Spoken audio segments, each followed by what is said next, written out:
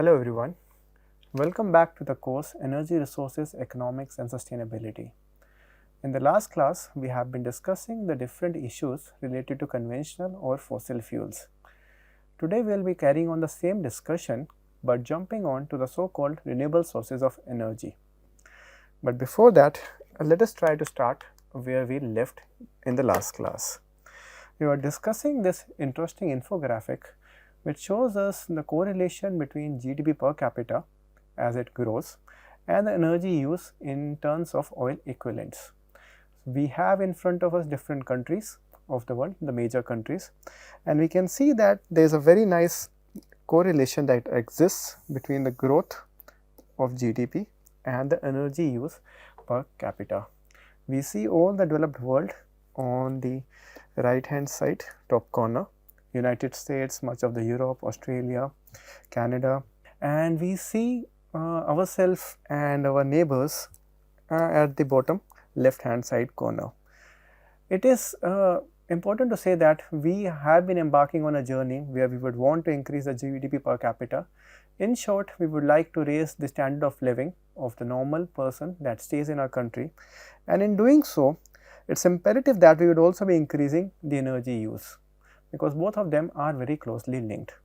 Even if you look at the data from different sources, so this is the data with respect to the energy consumption by the different geographical entities. What we see here in the dark blue color is the Asia Pacific, which basically represents more than half of the Earth's population, and the energy consumption has been increasing. And this energy consumption is owed to the increase in the standard of living that is happening in our country as well as our neighboring countries. We also see that other parts of the world, mainly the OECD world or the developed world represented by the North America and the Europe, are almost stagnant or might be slightly decreasing. So, there are two reasons for that. One is there are suggestions or there are actions that are being taking place for increasing the energy efficiency of these countries. Further, some of these countries are also experiencing a decline in population. But nonetheless, we can see in our part of the world, the population is increasing and so is the energy use. So, the energy use is something that will keep on increasing in the coming few years. And this increasing energy use is also nicely correlated in the increase in the use of conventional or fossil fuels. As we can see in this graph, the major providers of energy remain coal, natural gas and petroleum products. They provide more than 80% of the energy that would be used in different applications. We will be studying in the future classes how this energy is utilized in different applications, which might be industries, building sector, transportation sector, chemical sector and others.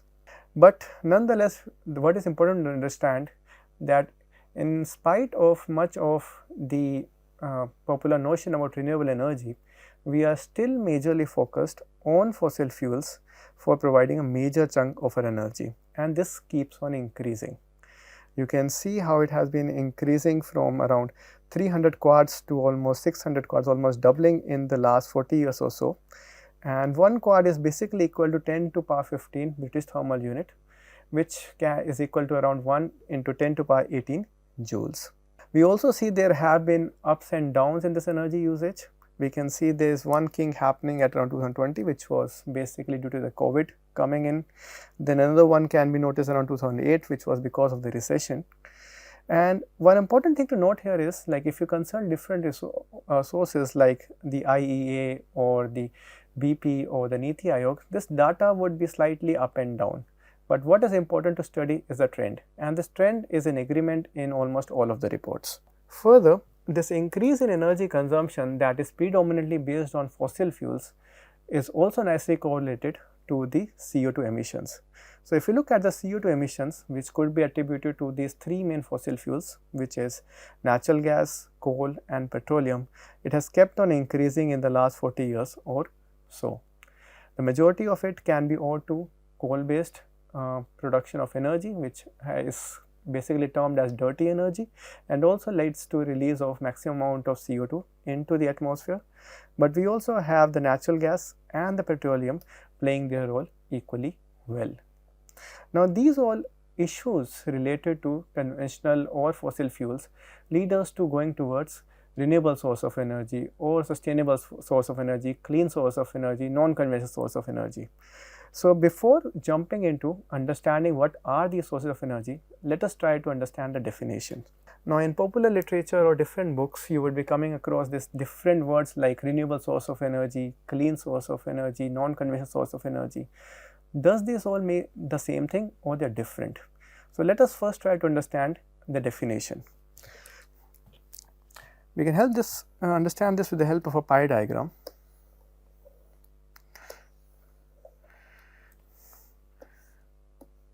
So, one thing could be clean source of energy,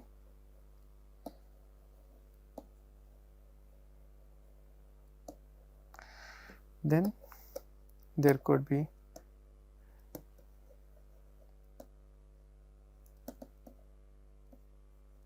non-conventional source of energy,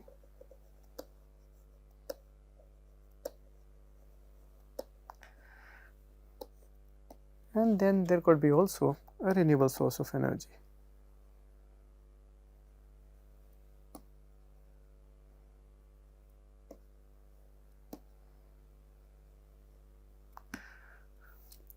So, when I say the term clean source of energy, what I mean is the source of energy does not have any adverse effect on the atmosphere. It is renewable or non-renewable is none of my concern. The underlying factor is it should not have a very drastic effect on the environment, and based upon what the effect we are considering, there could be one source could be clean and the other could be unclean. Then coming to the definition of renewable source of energy. A source of energy that has the ability to renew itself in a fairly short amount of time is called renewable source of energy. Now, there could be a renewable source of energy that is not clean in nature. An example could be biomass. If you are burning biomass, you would be releasing CO2 in the atmosphere. It has the advantage that biomass can be renewed, but if it is clean or not is something that is questionable because it also releases CO2 into the atmosphere. Then comes the term non-conventional source of energy. Now, non-conventional source of energy basically depends upon what is used in majority. And in today's world, if I say coal, natural gas and petroleum are considered conventional source of energy because majority of energy is attributed to these resources. If I go back 300 years or more, a majority of the power or energy that we were using was coming from biomass. In that time, biomass was a conventional source of energy. If we move into the future, solar might be a dominant source of power and that might be called a conventional source of energy. So, when I talk about conventional or non-conventional source of energy, this is basically to do with what is used in majority. It is not much attributed to what is clean or not, or what it is renewable or not.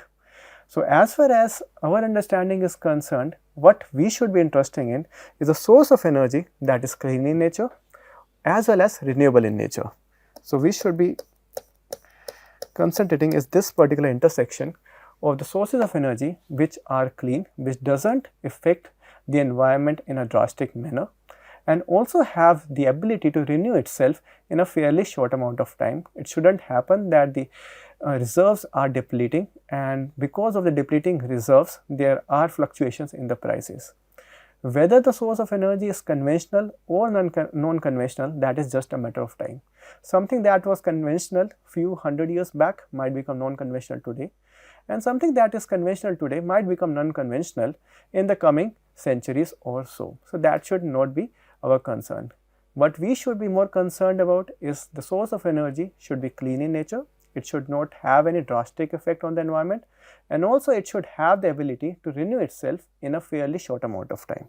Now, let us proceed further to understand what are the major sources of energy which could be attributed to both renewable and clean. So, the first source of energy that we would come across is biomass. Now, biomass is known to mankind as one of the earliest source of energy. If you even go to the traditional areas or the countryside, people are using wood logs or cow dung for cooking purposes and other different heating purposes. So, that is what we meant by biomass. We have been using biomass since centuries as a source of heat, and this continues till date. But in the present time, we also have many technologies which could convert biomass into different forms of energy in a fairly efficient and clean manner. Among them would be thermochemical processes, biochemical processes, and chemical or mechanical processes. I'll just give you a brief overview of what these processes are. So, if I talk about thermochemical processes, this basically involves utilization of thermal heat and chemical aspects of biomass to produce different value-added products. I can heat the biomass in an insufficient supply of air and produce charcoal or coal-like substance, which could be termed as biochar, and this biochar could be used as a fuel, or it could also be used as a soil enhancer. Then we could also have processes which are occurring at very high temperatures and pressures, something like hydrothermal liquefaction. The typical operating conditions are around 350 degrees Celsius and 200 bars. What I get in return is bio-oil or bio-crude, which in turn could be theoretically refined and can lead to production of naphtha grade or gasoline grade or diesel grade fuels. Similar thing could also be accomplished by pyrolysis, which is heating of the biomass with no supply of air, and what this results in two products, it's the bio-oil, biochar, as well as the gas. The major products remains bio-oil and biochar, and based upon the heating rate you can control if you want to produce more oil or more char. Then we also have a process called gasification, which means you are heating biomass in an insufficient supply of air, which means you provide some oxidizing agent, but that is not enough to combust the biomass fully. What you get in return is a gas called synthesis gas or producer gas, which has a calorific value and could be used for running engines or heating applications. You might be surprised to know that if you go back 60 years or 70 years back during the World War II, we had many cars running on biomass gasified waste syngas. We had a gasifier attached to the back of a cars and the cars running on this. It was also called wood gas back that time. Then there could be an application called combustion. We are just combusting biomass producing heat. This could be used for heating applications. You could also reach steam, and this could be used for production of electricity. Then coming to the biochemical conversion pathways.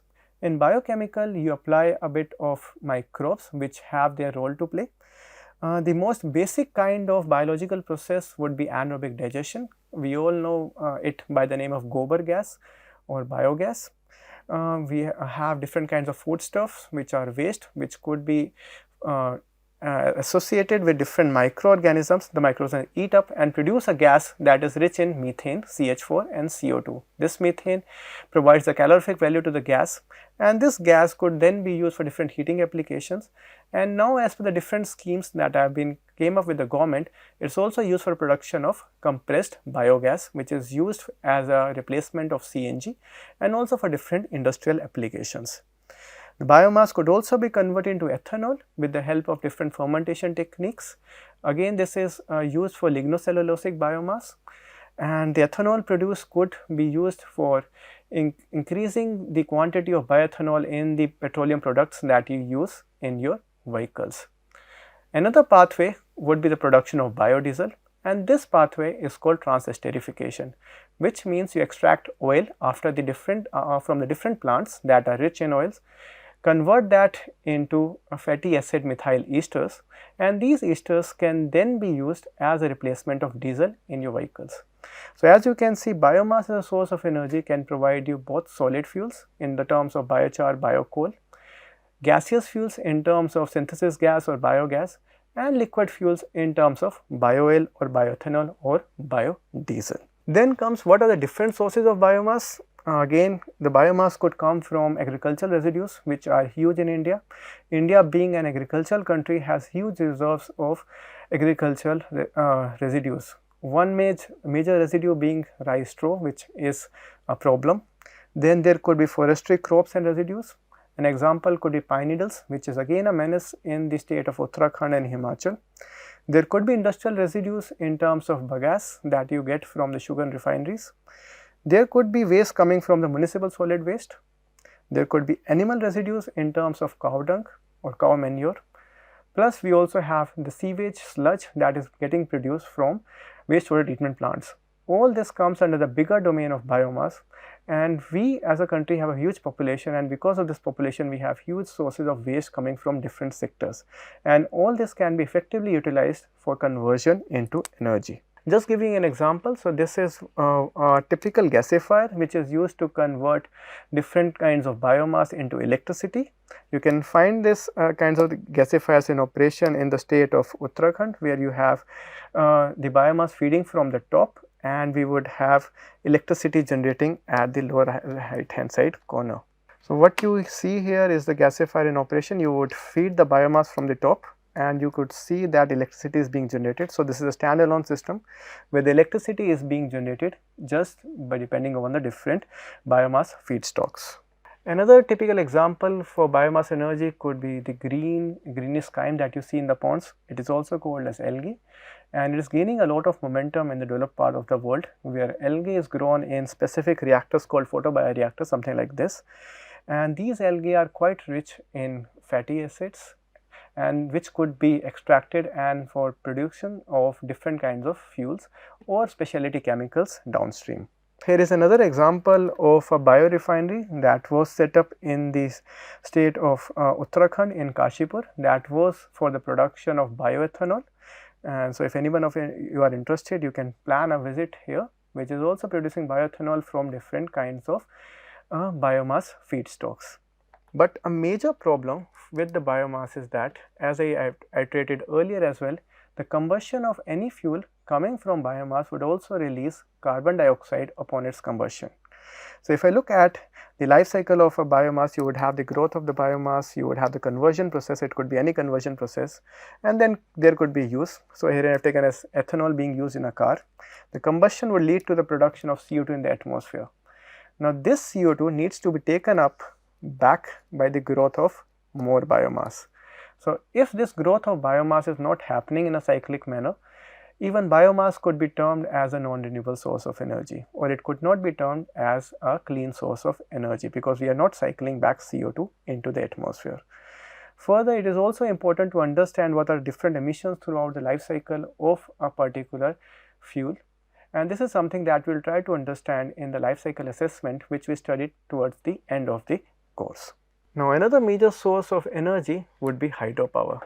Hydropower, the concept we all understand, is the process of converting the potential energy stored in the water into the kinetic energy of the running water, running turbines, and which could be producing electricity. So, normally you would have a water source that is located at a particular height. It would be releasing water, you would have turbines running, and that would be producing electricity. Now, these dams could be very huge in size. The example that you see in front of you is the Three Gorges Dam in China.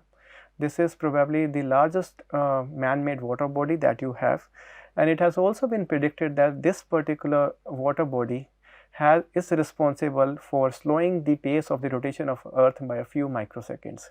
So, there could be huge dams like this, and there could be also very small dams that we have in the Himalayan hilly regions. So, you could have pico hydro or micro hydro dams, which could be used for producing small amount of electricity, or even for crushing grains and producing different kinds of flours. The typical capacity of a plant like this could be a few kilowatt. Then a major issue with hydropower, which we all see as a matter of debate, is the effect on ecology. What you see in front of you is the famous Niagara Falls in the US and Canada, and how they look like when the hydropower was produced initially at that falls.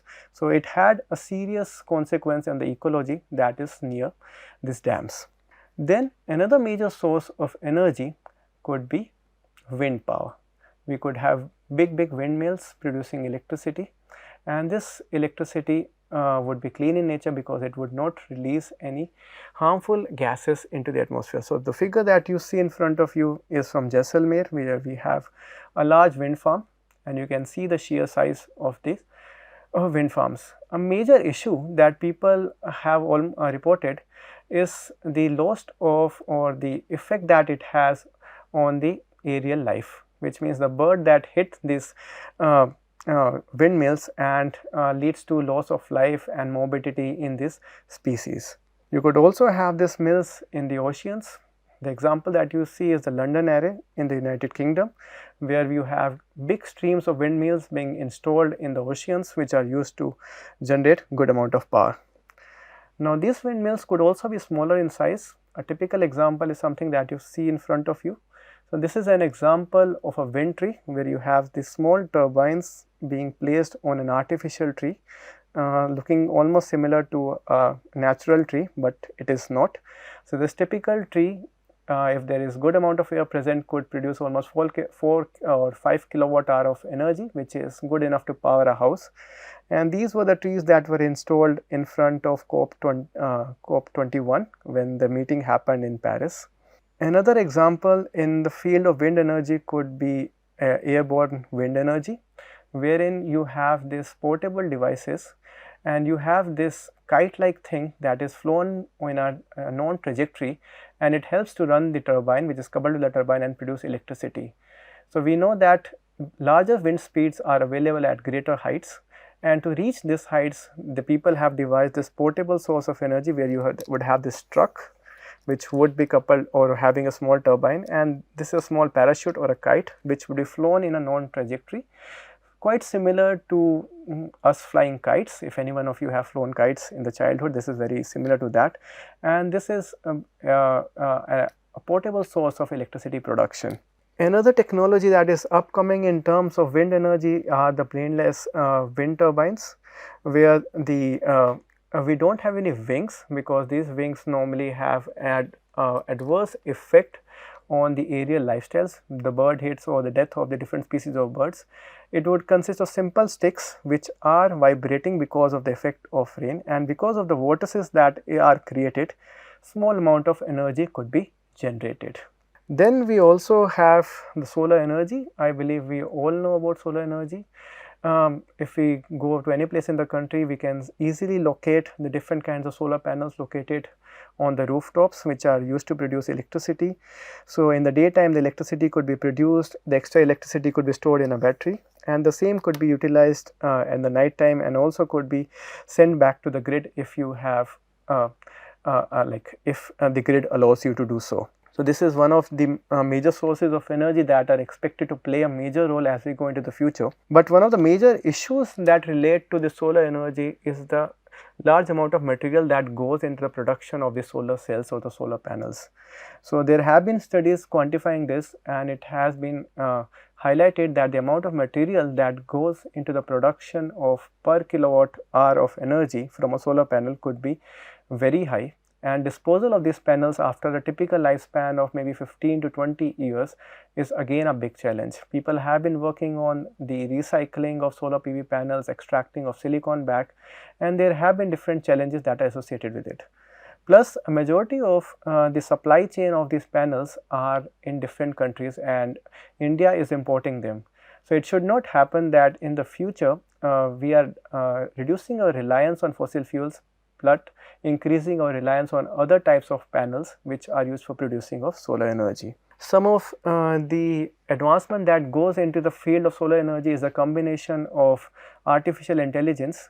So, this what you see in front of you are considered solar panels. So, these are not solar PV, but sort of mirrors that reflect solar light, and all the reflections are concentrated at this particular point, which is used to raise temperature.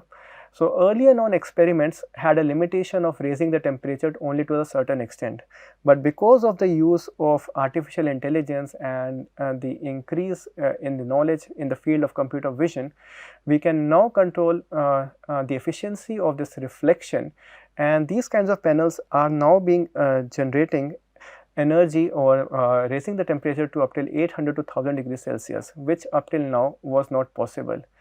What is so great about it? The good thing is that most of the process industries have processes that work in this range, 800 degrees Celsius or 1000 degrees Celsius. So, if you are able to raise the temperature up till this temperature range, you can effectively utilize solar energy or green energy for powering these processes, which up till now was not efficient in terms of electrical heating. And what I give here is an example of a company called Heliogen, which is fast progressing in this field. It is based in the US, and they are developing these solar panels for production of green hydrogen in the future. Now, people are also looking towards going in the field of floating solar. We have huge water bodies, and these water bodies have huge amount of evaporation of water as well. Can we place solar panels that are floating in these water bodies? The advantage are two front. One thing is we can utilize the area. They are not consuming the precious land. Second thing is, because of the water body being covered by a particular substance, the evaporation of that particular water body is reduced. So, floating solar is something is another technology that is gaining momentum in a big way. We have companies like Ocean Sun, which is a Norway based company, developing good amount of floating solar, and there are many places in India where a lot of where there are a lot of installation of floating solar as well. Then another kind of technology could be geothermal energy. This type of energy is it becomes important only if you are bestowed with this kind of energy by nature. Not every country has many sources of geothermal energy. One particular country which has a lot amount of geothermal energy is Iceland, where almost 90% of the houses are heated with the help of geothermal energy that is available there. In India, this energy is not available in a very large extent, but the basic principle is that you would have the natural sources of steam, and these sources of steam could be used for running of turbines and and production of electricity. Another source of energy could be OTEC, which is ocean thermal energy conversion. This particular type of energy basically makes use of the differential temperature in the different layers of ocean.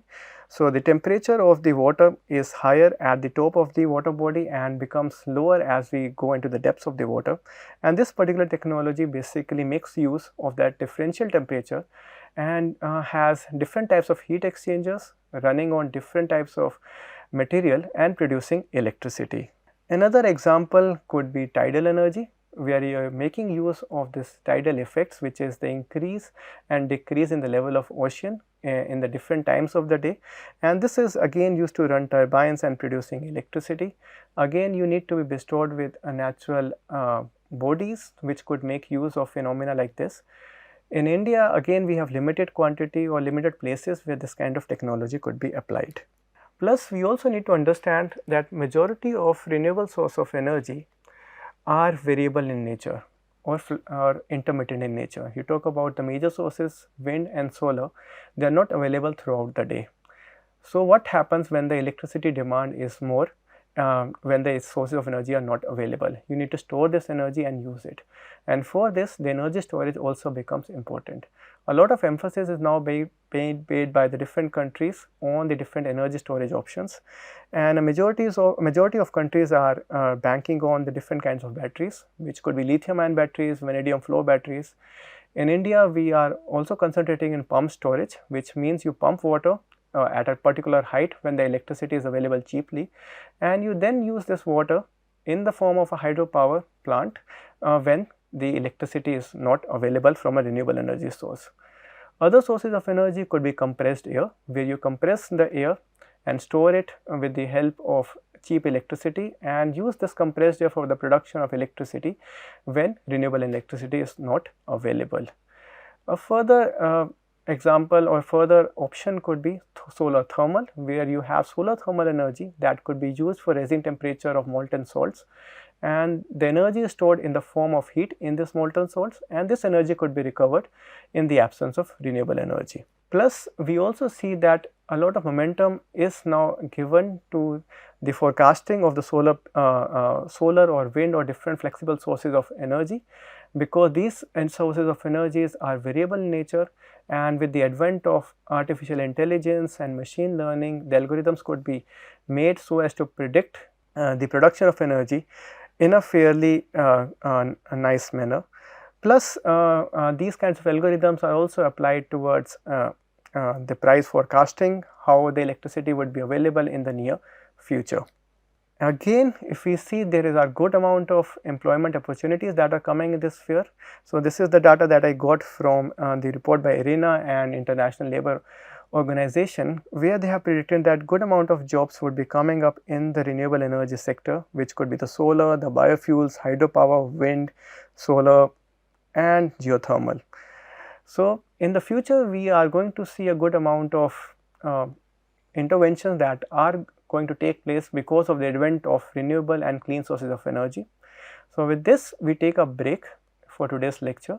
In today's lecture we have tried to understand that as we proceed in the future, there is going to be an increase in the energy consumption, and this energy consumption could come from different sources, and all different sources of energy could have their advantages and disadvantages. In today's class, we have tried to understand what are the typical advantages and disadvantages with different renewable or clean sources of energy. And with this, we end today's lecture. Thank you.